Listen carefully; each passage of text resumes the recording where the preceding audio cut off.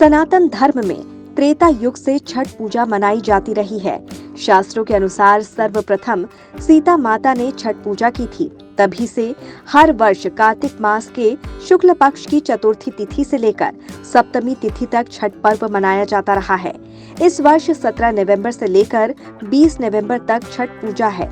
इस व्रत को विवाहित महिलाएं करती हैं। साथ ही विशेष कार्य में सिद्धि पाने हेतु पुरुष भी छठ पूजा में सूर्य देव की उपासना करते हैं।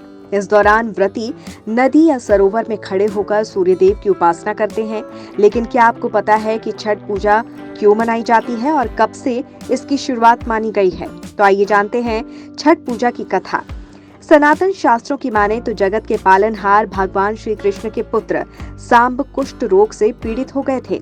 भगवान श्री कृष्ण ने उन्हें सूर्य उपासना की सलाह दी। कालांतर में सांब ने सूर्य देव की उपासना की।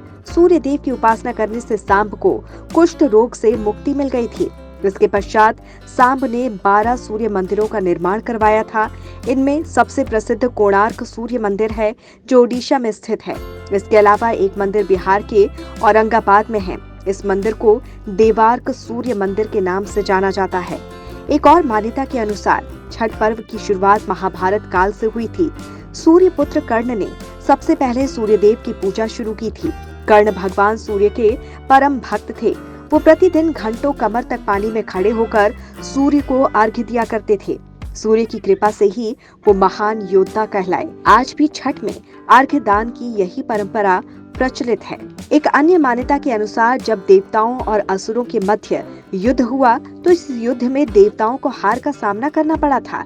उस समय देव माता अदिति ने इसी स्थान पर यानी कि देवार्क सूर्य मंदिर में संतान प्राप्ति के लिए छठी मैया की कठिन तपस्या की।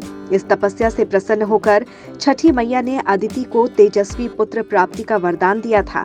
कालांतर में छठी मैया के आशीर्वाद से आदित्य भगवान का अवतार हुआ। आदित्य भगवान ने देवताओं का प्रतिनिधित्व कर देवताओं को असुरों पर विजयश्री दिलाई।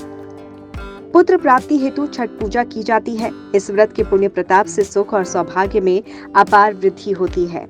एक और मान्यता है, जब लंका पर विजय प्राप्ति के बाद राम राज्य की स्थापना के दिन कार्तिक शुक्ल षष्ठी को भगवान राम और माता सीता ने उपवास किया और सूर्य देव की पूजा की। सप्तमी को सूर्योदय के वक्त फिर से अनुष्ठान कर सूर्य देव से आशीर्वाद प्राप्त किया गया था।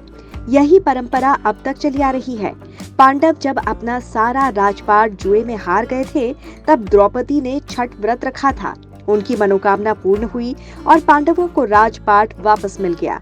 लोक परंपरा के अनुसार सूर्य देव और छठी मैया का संबंध भाई बहन का है। इसीलिए छठ के मौके पर सूर्य की आराधना फलदायी मानी गई है।